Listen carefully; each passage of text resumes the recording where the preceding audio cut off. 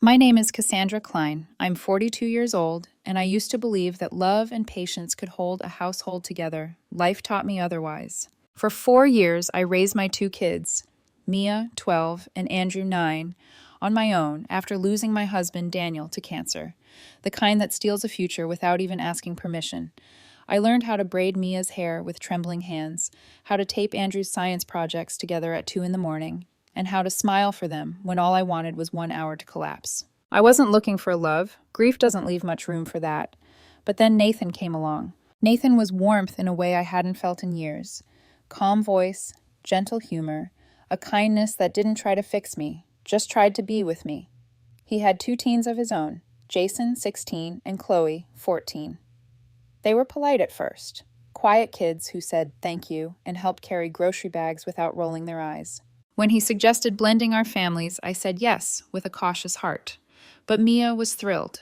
Andrew danced around the living room when we told them we were moving in with Nathan's family. For the first time since Daniel died, it felt like a chapter might actually start instead of end. The morning we moved in, everyone seemed hopeful. Mia and Chloe walked up the stairs, whispering about music playlists. Andrew showed Jason his vintage video game collection like he was finally meeting a big brother he'd always wanted. I cooked our first dinner in Nathan's kitchen. Steak, potatoes, corn on the cob. Nothing fancy, but enough to make the house smell like comfort. Nathan kept smiling over the counter, sneaking glances at me like he couldn't believe we had all made it here. For a few minutes, everything looked like one of those family commercials where everyone wears soft sweaters and laughs at nothing. But then the first crack appeared. Jason leaned back in his chair, shrugged, and said loud enough for everyone to hear, "My dad seasons steak better." The table froze. Nathan shot him a warning look. I put my fork down, smiled politely, and said, "Then maybe one day he can teach me. Until then, this is dinner." Jason blinked, surprised I didn't shrink at the comment. Chloe pretended her corn suddenly became fascinating. Mia's smile wavered. Andrew's shoulders hunched. That was the first signal, a tiny tremor under the foundation. Still, I brushed it off. Families needed time. Blended ones needed even more. After dinner, Andrew unpacked a small box from his old room. He had written Dad across it in careful marker strokes. Inside were photos of Daniel, a letter he'd written the kids before treatment started, and a snow globe Daniel had given him during his last good week. Andrew held it like it was made of starlight. "Mom," he whispered, "can I hang this photo here by the stairs?" Daniel's picture, Daniel's smile, his short chemo hair that never bothered him because he said, "Hair grows back. Time doesn't." "Of course," I said. Andrew climbed onto a step stool to straighten it. Jason passed by, glanced at the frame, and muttered, "Why keep old pictures up? Feels weird." My entire body went cold, not angry, protective. I turned to him, because Daniel mattered, I said quietly, and in this house, we respect the people who mattered. Jason didn't answer. He didn't look sorry either, just annoyed, like he'd seen something out of place. Days passed, then weeks, but the hairline fractures began to spread. Subtle things at first. A look, a sigh, a door that shut just a bit too hard. Then one afternoon, I came home early and stood frozen in the hallway as I overheard Jason in the living room. He was sitting with Chloe, phones out, pretending I didn't exist as he said to Mia and Andrew, "You two don't have to listen to her. Nathan's your stepdad. But Cassandra, she's nothing. Our real dad lets us do whatever." I felt the words slice through the air. Andrew's voice trembled. "But she's our mom." Jason laughed. "So what? Doesn't mean she gets to boss you around all the time." That was the moment something in me snapped into clarity. Not anger, not panic. Just certainty. I walked into the room like the quiet before a storm. "Jason," I said, "say that again." He froze. Chloe's face turned paper white. Mia looked like she wanted to disappear. "You were giving my kids parenting advice," I continued. "Finish what you were saying." He swallowed. I didn't." "You don't ever," I said, voice steady. "Tell my children they don't have to listen to me. You're not their parent. You're not even trying to be decent." Chloe stammered. "We were just joking." "Respect isn't a joke," I said. Nathan tried to smooth things over that night. Said they were adjusting. Said we should give it time. But 6 months had already passed, and children don't need 6 months to reveal how they truly feel. The night ended with us quietly loading the dishwasher, neither of us saying the thing we were both thinking. Something was wrong, and pretending it wasn't would only make it grow. The tension grew slowly, like rainwater seeping under a door. Jason stopped responding to my instructions. Chloe ignored me entirely unless Nathan spoke. They laughed behind closed bedroom doors when I walked past. They even told neighbors I was strict, controlling, mean, not letting them eat. Nathan didn't believe it, at first, but he didn't defend me either. The house wasn't a home anymore. It was a battleground with invisible lines. Then came the trip to the lake. Nathan planned it in hopes of healing the fractures. Instead, it exposed every crack. Jason complained loudly about everything, called family time lame, rolled his eyes whenever I spoke. And when he sneered, "You're not my mother. You can't tell me anything." Nathan snapped at him, but the damage was already done. Mia looked hurt. Andrew looked scared. Chloe looked entertained. I realized then that this wasn't tension. This was rot. Rot spreading through every room, every conversation, every breath. Weeks later, the worst day arrived. I walked into Andrew's room and found him on the floor surrounded by shattered glass, crying so hard he couldn't breathe. "Sweetheart, what happened?" He held a fragment of the snow globe, the one from Daniel, the last gift his father ever gave him. Jason broke it," Andrew sobbed. "He threw it. He said I was stupid for crying about Dad." Something inside me quieted, utterly. Not rage, not grief. Just a locked, icy calm. The kind that comes right before a storm strong enough to change a household forever. This was the moment my story truly began. Not when we moved in. Not when Jason first insulted me. Not even when Nathan dismissed my concerns. It began the second I looked at the shattered remains of the last memory my son had of his father. And understood. Respect isn't requested, it's required, and if it's denied, consequences will arrive. For a while after the snow globe shattered, the house felt like a pressure cooker. Someone forgot to switch off. Every room hummed with unspoken tension. Jason's anger, Chloe's passive hostility, Nathan's denial, and my own simmering disappointment. But the strangest part was the silence. Not peaceful silence, weaponized silence. The kind meant to punish. Jason and Chloe stopped speaking whenever I entered a room. They'd lift their phones like shields, eyes glued to screens. If I asked them to take out the trash, wipe the counters, bring their laundry downstairs, the answer was always the same. "I'll wait for Dad." They didn't mean Nathan. They meant their biological father, David, the ghost authority they invoked every time they wanted to undermine mine. One Saturday afternoon, I asked Jason to mow the lawn because we had guests coming the next day. He didn't even look up from his phone. "I'll do it when my dad tells me," he muttered. I stood there, staring at the top of his head, wondering how a 16-year-old could be so disrespectful and so confident he'd get away with it. With Nathan gone for errands, it would have been easy to argue, but what was the point?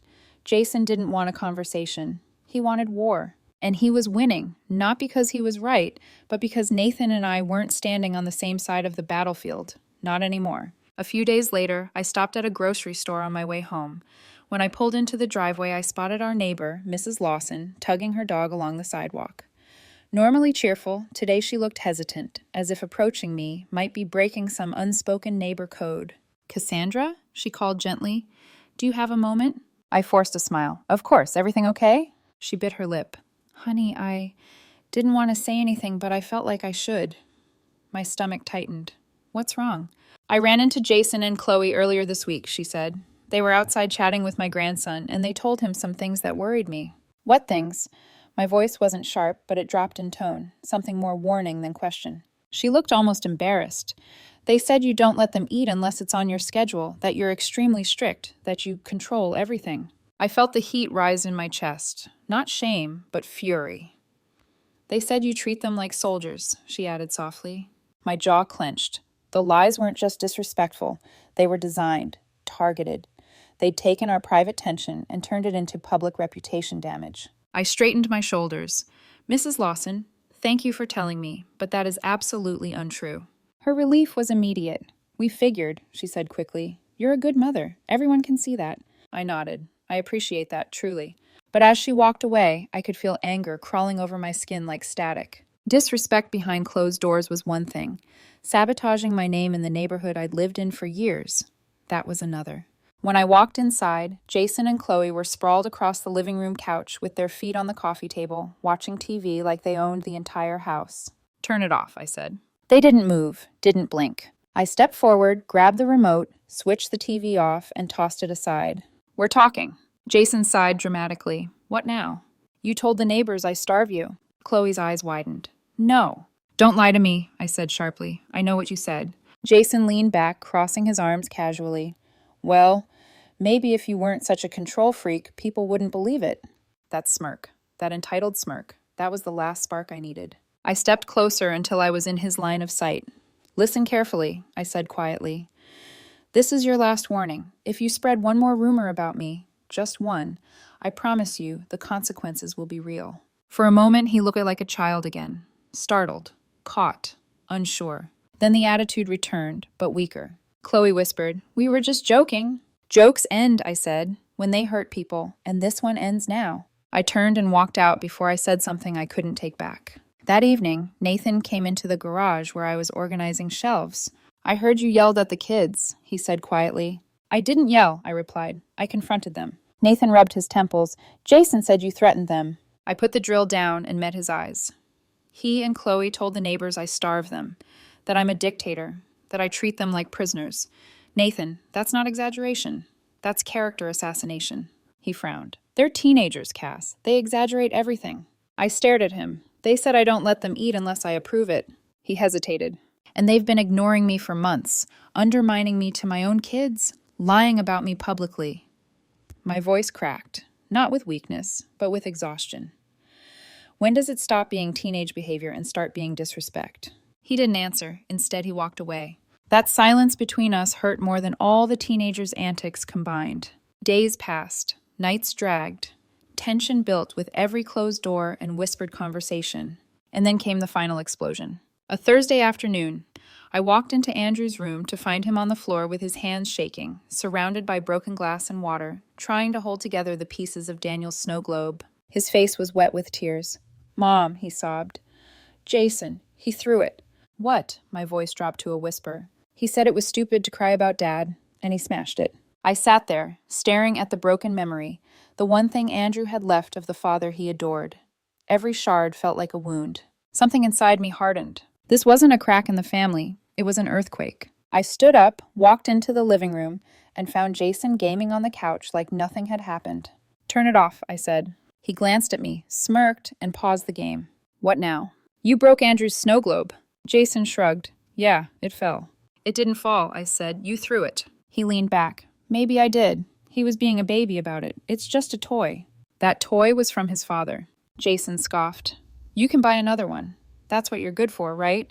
The room went silent. Something inside me, every mother's instinct, every widow's wound, shifted into something cold and absolute. Stand up, I said. He frowned. Why? Because I said so. He stood, annoyed. What? Are you going to ground me? You're not even my mom. I looked him dead in the eyes. You're right, I said quietly. I'm not your mother, and you're not my responsibility. He blinked, confused, uneasy. You're going to pack your things, I said, and go live with your real father, since he's the only man you respect. His mouth fell open. You're not serious. I didn't shout, I didn't tremble, I didn't even blink. I've never been more serious. His smirk vanished, and for the first time in a long time, Jason finally believed me. I didn't sleep that night, not even for a minute. I sat at the kitchen table after everyone went to bed, staring at nothing, listening to the house breathe. Every creak, every hum, every whisper of the air vents, carrying the tension that had been building for months. Jason had shattered more than a snow globe. He'd shattered the last line I had drawn in silent hope, and there was no tape strong enough to fix what he'd broken. By sunrise, my decision was no longer emotional. It was pure clarity. At 6 a.m., I picked up my phone and started making calls. The phone provider first. Remove 2 lines, I said, Jason Klein and Chloe Klein. The representative asked, Are you sure? It will deactivate immediately. Yes, I replied. That's the point. Next, the streaming services. Passwords changed. Removed users. Account profiles deleted. By 8:30 a.m., the house was quieter than it had been in months. By 9 o'clock, Jason's phone was a brick. Chloe's too. I didn't feel triumphant. I felt steady, certain, focused. For the first time in months, I felt like the head of my household again. Nathan didn't notice anything at first. He'd left early for work. But when Jason came stomping into the kitchen mid-morning, clutching his phone like it had betrayed him, the explosion I expected finally hit.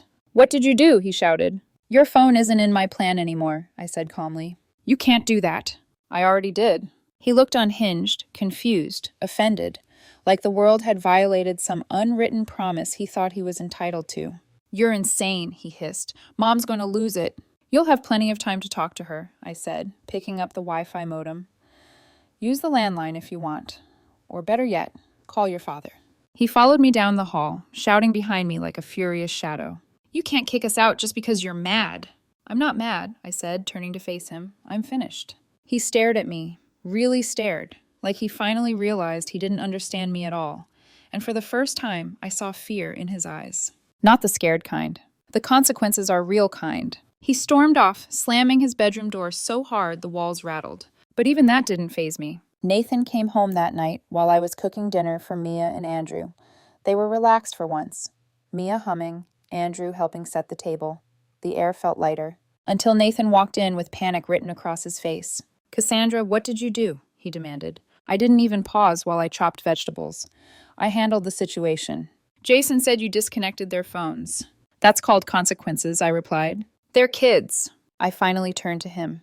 "He's 16. She's 14. They know exactly what they're doing." "You're being harsh." "No," I said quietly. "I'm being a parent. Something you haven't been doing." The words landed like a slap. Nathan's face drained of color. "Excuse me?" "You've enabled them," I said, voice steady. "Every time they lied, mocked me, or disrespected this home, you made excuses. You told me to give them time while they tore this family apart." His eyes filled with something. Anger, guilt, denial. "I just didn't want to lose them," he whispered. "And by doing that," I replied, "you almost lost us." He had no words, only silence. Then he turned and walked away. The next morning, I moved with purpose. I gathered Jason and Chloe's belongings, clothes, electronics, notebooks, chargers, hair straighteners, shoes, and packed everything neatly into boxes. Not thrown. Packed. Because this wasn't revenge. It was accountability. Then I called a locksmith. He arrived with a box of new locks. A friendly middle-aged man with tired eyes and a gentle voice. "Rough day?" he asked while drilling into the frame. "You could say that." "Well," he said, handing me the new keys, "sometimes you gotta draw the line." That's exactly what I'm doing. Nathan came home early and walked straight into a locked door. I opened it with complete calm. "What is this?" he asked, eyes wide, voice cracking. "I changed the locks," I said. "Jason and Chloe's things are packed." Cass, you can't." "I can," I said, meeting his gaze. And I did. He stared at the boxes inside the doorway like they were something dangerous. An hour later, David arrived, Jason and Chloe's father. He looked uncomfortable before he even stepped out of the car. "Tiffany called," he murmured. "Said it's bad." "It's bad," I said, "because your son broke something that belonged to my late husband," and he laughed. David swallowed. He said he didn't mean it." "He meant it," I replied, "and he needs to learn what happens when choices have consequences." David exhaled slowly, nodding. "This seems extreme," he said. I stared straight into his eyes. "If your son told you that you weren't his parent, that you didn't matter, and then destroyed something irreplaceable to your child, what would you do?" He looked down. "Probably the same thing." "Then we're good." Jason and Chloe came out carrying their boxes, faces pale. Chloe sniffled softly. Jason avoided my eyes, looking younger than he had in months. Before getting into the car, Jason paused. "Is this really it?" he whispered. "This is what happens," I said, "when you burn through every chance you're given." He nodded once, tiny, broken, sincere, and climbed in. Nathan stood on the porch, arms crossed, tears streaming down his cheeks silently as the car pulled away. I handed him a new key. Jason and Chloe would not get copies. When the car's taillights disappeared, I closed the door and leaned against it. For the first time in a long time, the house wasn't full of tension, or hostility, or cruelty, hidden behind teenage eyes. It was quiet.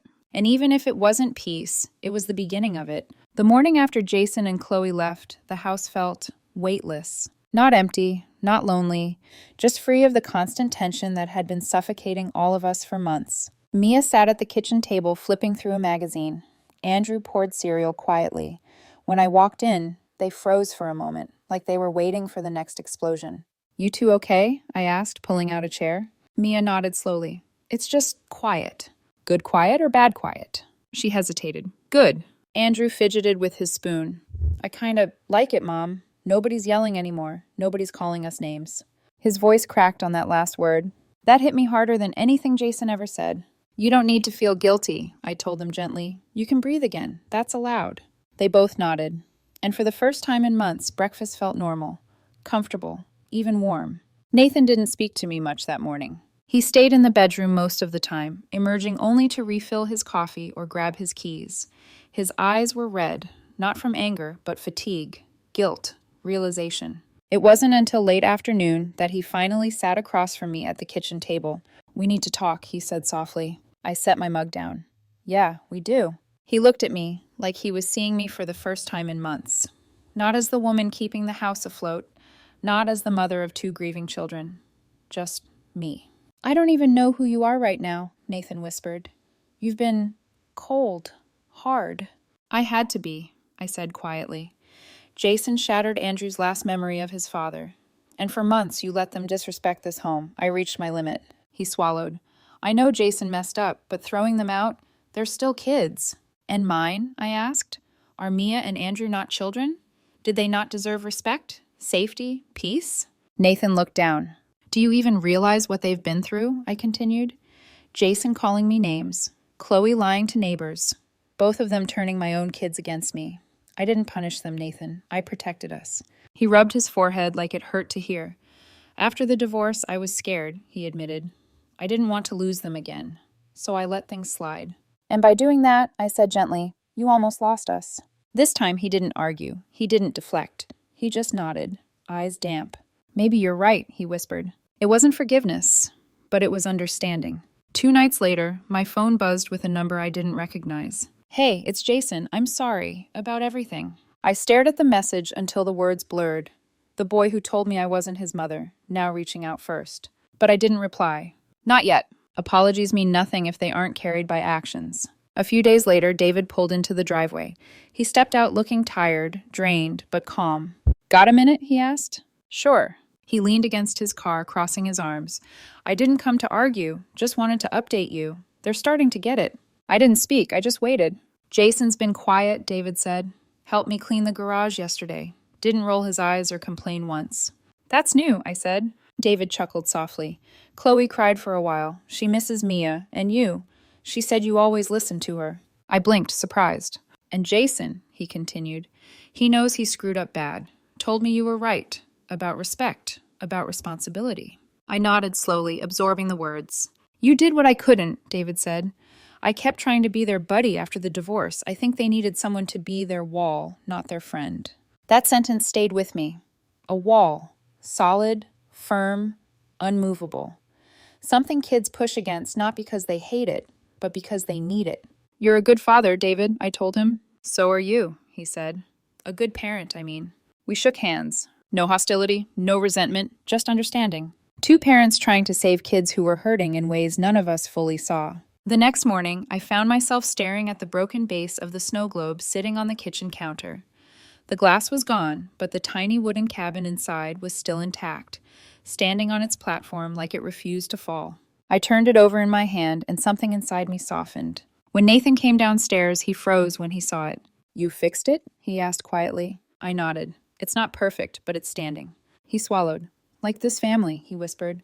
"Maybe." A week later, Nathan sat across from me at the kitchen table with a notebook open between us. We weren't avoiding the conversation anymore. We weren't fighting. We were planning. "They want to come home," he said softly. "David called. Jason's been asking every day." I exhaled slowly. "They can, but not like before." He nodded. "What kind of rules?" "Rule 1, I said, leaning forward. "Respect every adult in this house. No ignoring me, no talking back, no undermining."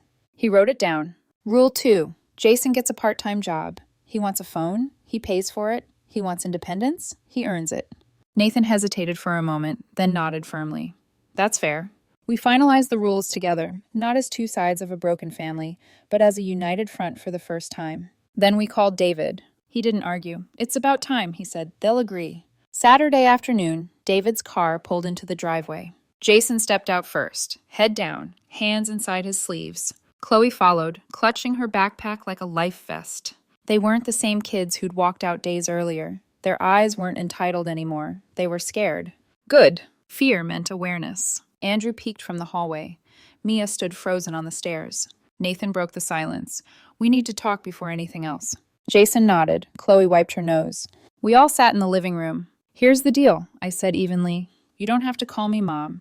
You don't have to pretend we're best friends, but you will respect me. You will respect this house, and you will respect each other. Jason nodded slowly. Chloe, too. And Jason, I added, you're getting a part-time job. He blinked, then nodded again. Okay, he whispered. I can do that. Good, I said. Then we start over. Not forget, not pretend. Start over. The first few days were awkward, quiet, careful, but better. Jason kept to himself, but his muttered comments and rolled eyes were gone. Chloe helped me chop vegetables without being asked. Mia looked less tense. Andrew hummed again. Little things. But little things are where healing starts. A week later, Jason came home from his first shift at a grocery store. He looked exhausted, sweaty, proud. I bagged groceries for 4 hours, he said. Didn't know standing that long hurt. Welcome to the real world, I said, fighting a smile. He laughed, a small, genuine sound. Weeks passed. Jason started asking if we needed anything before he headed to work. Chloe helped Mia with homework. Andrew laughed like a child again. Nathan looked lighter. And I slept better. One night, while fixing a shelf in the garage, Jason came in quietly. Hey, he said awkwardly. Hey, how was work? Good. Manager said I'm doing well. Proud of you, I said. He shifted, swallowing hard. I wanted to say thanks. For what? For not giving up on us, for taking us back. He looked at the floor. I was a jerk. I said things I didn't mean. I'm sorry. I nodded. You earned your way back, I said. Just keep doing the right thing. I will. He turned to leave, then paused. The snow globe, he whispered. I know sorry isn't enough, but I'm really sorry. I know, I said. He nodded once and walked out. Later that night, I stood in the hallway, looking at the repaired snow globe sitting on the shelf. Cracked, flawed, but still standing. Just like us. Just like family.